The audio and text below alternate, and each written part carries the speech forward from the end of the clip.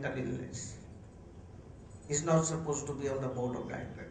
And I suffer from severe mental disorder, not from the, and I survive on day-to-day basis. Look at your society then. You cannot be.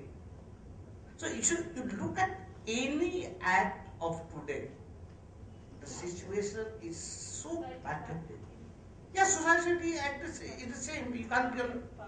Yeah, see, they are, Achal keeps telling, you can find more than 100 laws which declare a person suffering from severe mental disorder as a non-person. I am lucky my wife has not yet gone to court, otherwise forget about the mental disorders. I met 3 attempts for committing suicide in my depression days. My mayor telling that I will commit suicide. Now there is a Bombay High Court order of last year which says threat to commit suicide is now a sufficient ground for giving divorce. This is the last year judgment.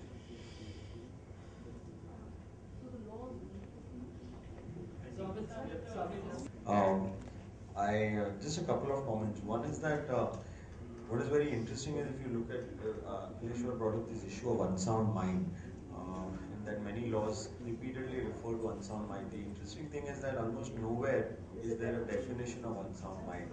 So what is unsound mind is actually left completely to your imagination. No.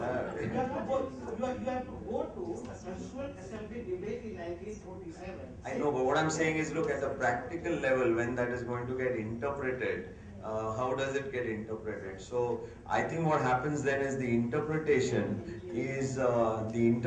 actually happens according to our prejudices. I mean, everyone has their own prejudices. So the interpretation of unsound mind follows socially accepted prejudices about mental illness. So I think that's one thing. The second thing is that we've got a very bizarre situation where some of our laws actually talk about unsound mind. And again, Akileshwar gives an example of that. They're not always and uniformly enforced. So for example, the Representation of People's Act says that you cannot even vote if you're declared of unsound mind. But whenever I've gone to the voting booth, nobody's asked me to show a certificate saying that I'm of sound mind. So presumably if I turn up there and vote, they're not going to ask me that. I don't think if you stand for election, do you have to give a certificate of sound mind? I don't think you have to. So again, these laws exist on the statute, but don't necessarily translate into action always. And that's the worst thing. They translate into action occasionally when somebody decides they wanted to translate into action. So, you know, it can also be politically a very useful thing. You want to you don't like somebody's politics, you can always say, well, but you're of unsound mind. So that's the other issue on unsound mind. The third thing is that, you know, I mean, this is just an aside which I always feel. If you look at the governments that we've elected in the last 40 and 50 years, I don't think soundness of mind has anything to do with that. So, you know, I mean, if we are going on soundness of mind, then the fact that, you know, what difference would it make? In fact, I can't remember the quotation from the study, but there is a study which was done somewhere in Europe, which was very interesting. What they did was, they actually went to the mental asylums, and because people in mental asylums were not allowed to vote, they went to the mental asylums and gave them the same ballot paper and said, who do you want to vote for? And so they got those votes, and then they looked at the percentage that different parties got in the real general poll and in the mental asylum patients. And the interesting thing was percentages were same. So, so there isn't that much of a difference how your population votes and how people with mental illness vote. So in that sense, you could say they're both equally of sound or unsound mind to vote for this part. But the point, I think the issue I'm making here is that, you know, we don't have definitions. We have laws which exist on the statute. I mean, the whole purpose of law in my mind has always been that law exists to protect something. In a way to protect people's rights or to protect somebody who's disadvantaged. But interestingly, in the case of mental health, laws have always almost acted actually as the biggest discriminator. So the laws, instead of protecting people's rights, have actually acted as a huge stigmatizer and discriminator, because what you're telling society, every single law which has come up even in the last 10 years, whenever there is a committee in any law, many laws will require some committees to be formed. You'll find that among the disqualifications in that committee is that the person is of unsound mind. It's there in every regulatory body. If you look at everywhere. So I think we need to really look at it as a whole and see what we are actually trying to achieve by this. And your response to what Justice Kennedy say on the amendments you're working on, he's also part of the ILS, and Samudra along with Jaya Sagade is working on the amendments. I think that is opening a huge big issue. I don't know whether I should be getting into it just now. No, you just said that is there a possibility that is it an amendments thing or a policy thing that you should look at this, or is it an independent? You mean the rest of the laws? Yeah. I think that it is required. I think we need to have a systematic look at all the laws which make any mention of mental illness and all the laws which affect people with mental illness. I don't know if there is that kind of a systematic look that the government is planning to do. We should have a national policy first. Yes. Yes. That is initiating that national policy. I just wanted to ask the presenters of these particular set of data whether at any point costing was done of this intervention. From what I can understand, this all required fairly intense personal supervision and may have involved out-of-pocket expenses and institutional expenses, which probably at a ballpark figure for a one-year intervention, for example, at RFS, would have amounted to at least $1.5 lakh per individual, minimum, without counting the institutional inputs. So, if we are we as a society willing to make that kind of input, costing about 2 lakhs a year, to improve this much of employability? And what is, since everything in India is now estimated in economic terms, what is the bang for the buck that we get out of investing 2 lakhs for each person? Because somewhere or the other somebody is going to ask that. Is anywhere between 2.5 to 5% of the GDP. Extrapolating from that, I concluded that even within our country, the economic cost of mental illness is not less than 1.5 to 2% of the GDP. If that is the reality, this per person micro cost, to me it becomes meaningless, because we are talking about at first level taking care of bringing employability to 3% of the people who suffer from serious mental disorders. Because you can expect that those who suffer from common mental disorders, somehow they will be able to have one or the other type of employment. I don't think the question is that if it is too expensive, it should not be done. That's not my sense of the point. But if you have a sense of the costing, the possibility of scaling up and replicability are real issues, and these are things that we should know in any case. The fact that it is an intensive procedure, the fact that it is a difficult area, the fact that there are very many unanswered questions, even as to what the best way to go is, as Vandana raised in the morning, and as the presenters from SCARF have talked about, whether we're talking about train and place or place and train, are issues that I think we're still grappling with. And so understanding all of that and understanding as to what the costs are going to be are integral parts of it, which doesn't obviously mean that this should not be done. See, from Saumitra's reporting of the study in Europe and the elections and the voters in the mental hospital. I remember in the year '86, I was looking after the psychiatry department of Medical College Goa, and Mr. Atal Bihari Vajpayee, who had recently lost the election very badly, but he was the chairperson of the Parliamentary Joint Committee on Mental Health Act, which came in next year. So he was visiting this, and we were taking him to the psychiatry ward, and patient after patient would come and touch his feet, and so it carried on for a while, and then he very wryly says that all my supporters are here, सारे तो supporter तो पता है इसीलिए election हार गए.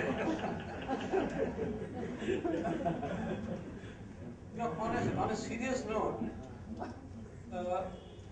unsoundness of mind is not defined, which is true. But I do not know if it is good or bad. I think it is good. I think it should be left the way it is. By and large, judiciary, there's in one of the Supreme Court judgments in a divorce case, the Chief Justice wrote in the judgment, schizophrenia is what schizophrenia does. So, case to case, the same diagnosis actually means very different things.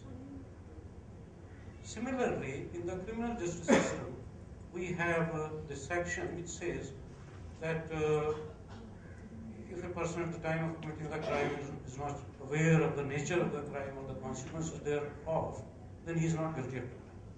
No diagnosis is mentioned, but by and large serves the purpose. Actually, I am more worried about not just the government agencies also, but many private health insurance companies for one. They have recently acquired a habit of slipping in a clause in the application. There is a question, have you ever suffered from a mental illness? Now, how is it relevant? Insurance companies. That is because they will exclude your coverage if you have mental illness. Even when applying, even when applying for, They will exclude you. If you write yes, they don't insure you, even for the physical illness. That's it. That is the problem. Yes, that is a problem. He's absolutely right. My son's IIT application said 5 certifications were needed. One certification was that he does not suffer from any mental illness. No, I think this is where the government of An India. application card, it says, do you suffer from lunacy? In 2001, you are talking about lunacy, not even mental illness. But then your criminal procedure code talks of lunacy also. Lunacy or unsoundness of mind. Lunacy is flash. I mean, the usage interchangeable. So I think the health ministry should proactively look for because they are totally unnecessary. Totally unnecessary. Thank you. Out of B1, that is the Rashtriya this thing, I think they're now taking it up and ask for inclusion of people because which is the health insurance scheme run by the Ministry of Labour, the persons with mental illness are excluded. So we have taken this up and asked for the inclusion of this because you need to, because if you are trying to give a insurance and because that will affect those below the poverty line, BPL people and others and otherwise also. You could not have a scheme which is doing that also. I think it's necessary, and with the insurance companies also, when it starts out now, we'll have to probably take this back. Hello? It's a kind of insight that I want to share with you. Because the focus of this seminar is employment, and rather to put it otherwise, it's creating sustainable livelihood for the persons with mental illness. I think the focus is more on that. And as a person who is involved in mental health, as a person who is associated with Shalamuthu Trust for the last 20 years, seeing the presentations of the 3 persons here, I also started relating my experience. And of course, the challenges remain same. Whether you work in Chennai or Calcutta or Madurai, the challenges in creating opportunities remain same. So I just wanting to find solutions to this problem. We know these are all the problems. These are the challenges that we have, but we want to have solutions for this. And for that, I think if we could create micro models based on livelihood framework. Let's change the word itself. Why we are talking about placement? Why we are talking about vocational training? Make it sustainable livelihood. Let's take initiative based on the assets model.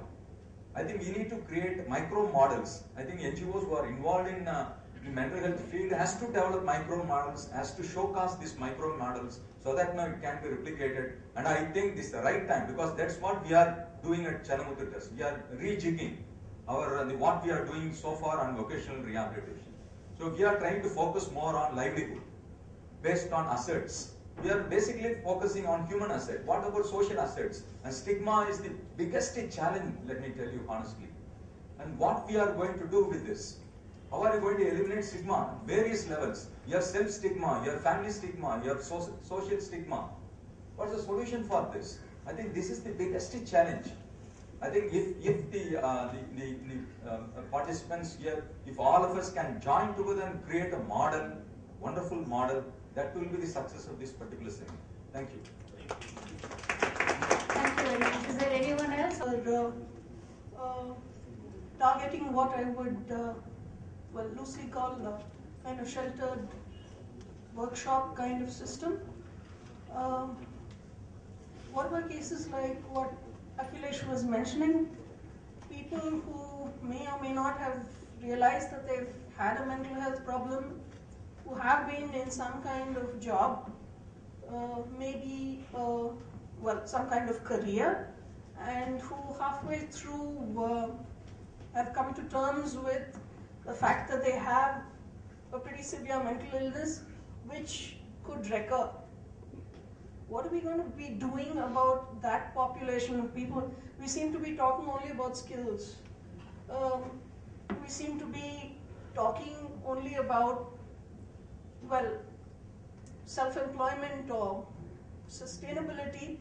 And while it's good that we look at, people being independent, the reality is, if you look at all of us, not all of us have that capacity. A lot of us have, a lot of us would like to go and join a company, for example. A lot of us would like to get a safe and secure job. And most of us don't have business sense. And that's where policy is kind of not really bridging the gap, because policy provides for people to form self-help groups, to run businesses, take a loan, do your own thing. But the reality is that not all of us have business sense. So what happens to people who don't have business sense, who aren't capable, to whom it doesn't come naturally to start something, but it does come naturally to go and join a company and work, whether as a welder or whether as an MBA, it really doesn't make a difference. And what happens to such people if they have a relapse? I'd like to think about what we could do from both angles, because here we are thinking only from the point of view of people with mental illness, but if you're looking at it from a company's point of view, if I am suddenly going to drop out of the picture for something like 3 months because I have a problem, we really need to look at what solutions we can have in place. Maybe we can have a pool of people who could temp during that time. That pool of people could even be people with mental health issues, but who have an idea of the work that you're doing. So if today I'm not going to be coming in as a welder for 3 months, and I tell you, you contact the NREGA, and out of their pool of disabled people, you get a substitute for 3 months. Point? But supposing you treat, yeah, instead of labeling it as mental illness, yeah, if a person is suffering, say, from heart disease, yeah, and he has had a heart attack, what will happen to brilliant. him? See, that's where the whole temporary nature of stability and instability is very comparable to any kind of chronic illness, for that matter. If today I have cancer and I need to go and have some chemotherapy, I have a disability. Correct. And unfortunately, the Disability Act draft doesn't recognize that. There are no chronic illnesses allowed. You're not disabled. So, yeah, this model, if it came into place, would be useful for people in such a situation. I mean, I could be completely crippled by grief after a bereavement in my family. I might just be at the job, but I might not be contributing. I might need 2 months off. I might even need a year off. In which case, yes, there's always somebody who's there. And this way, I get a break, the company doesn't lose, and we're not all, kind of conveniently assuming that the National Handicap Finance Development Corporation is going to give me a loan for me to start my own shop or Xerox company or, nuts and bolts shop. We provide for everyone. That includes sheltered workshops, that includes people who want for blue-collar jobs, white-collar jobs, that includes people who want to stand and represent people, that includes everyone. My point is, I have, all presentation was very nicely put up, but my point is that where is the clientele perspective in all the employment process? That's very important, because that was not have put in the presentation. The Banyan, the clients themselves will present their perspectives. No. No, the presentation will follow after that. So rather than we just reducing them to client X or client Y, they themselves will present their experiences. Clients, caregivers. I think, yeah, we need to look at it in fact, this point has been made a couple of times. We need to look at it integrating the world of people with living with mental illness is No, not. I'm not saying about the clientele presentation. I am talking about the clientele perspective in choosing the job. What's the process? Is there any process applying through when we are talking about the job placement and shelter jobs and all the things? Could we involve the patients in the process of choosing the job? That is the main point.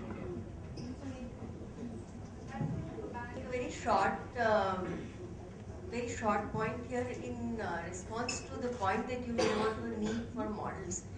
Just like there's a huge amount of diversity in work in any way.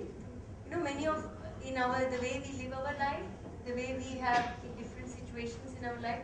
So once we try to model it, it becomes slightly prescriptive. So I think there is a need for some models, but which work as guidelines, or which work is like directive principles kind of. But there should be a vast room for emerging. How models grow organically. Like each NGO or a training center has the freedom then to work in the context and come out with their own models. So that point also should remain in our mind.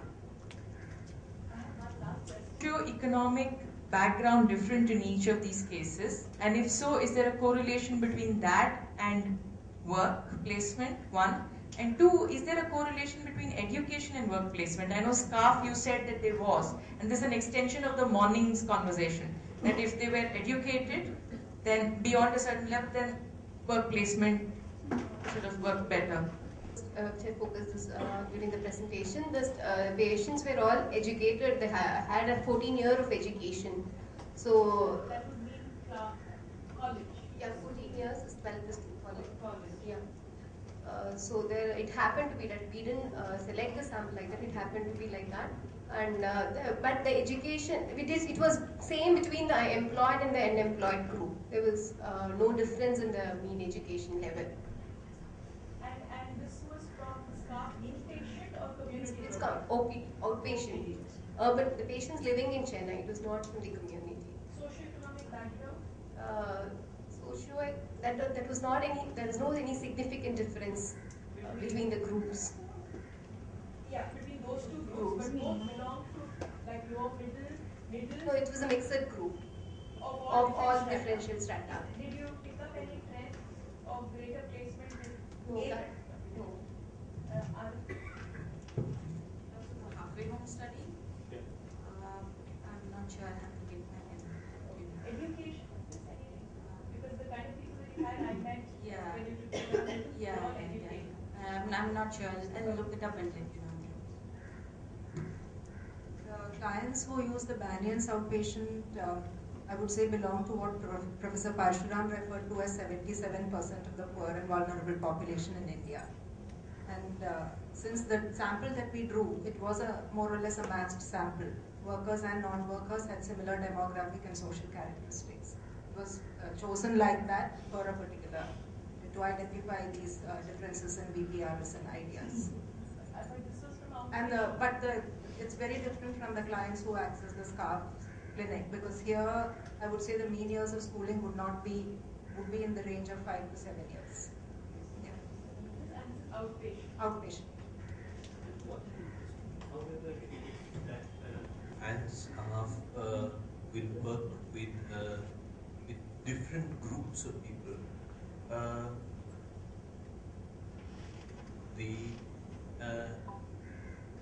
similarities are with the severity of illness, and the similarities are in the nature of difficulty in the approach and the nature of difficulties that they are facing, which actually across the board seems to be, so the experience is pretty much the same. There is, however, I think, and we need to remember this, there is a whole world of, and I think Dr. Kala pointed this out, because the degree of impairment or compromise will be very different, so the nature of the challenge will be very different. But I think all of us need to remember that this is not all that we are discussing. This is a difficult area. There are many more presentations to come which will touch on many other aspects. This is a very difficult area which does not, as we've seen, lend itself very easily to statistical analysis.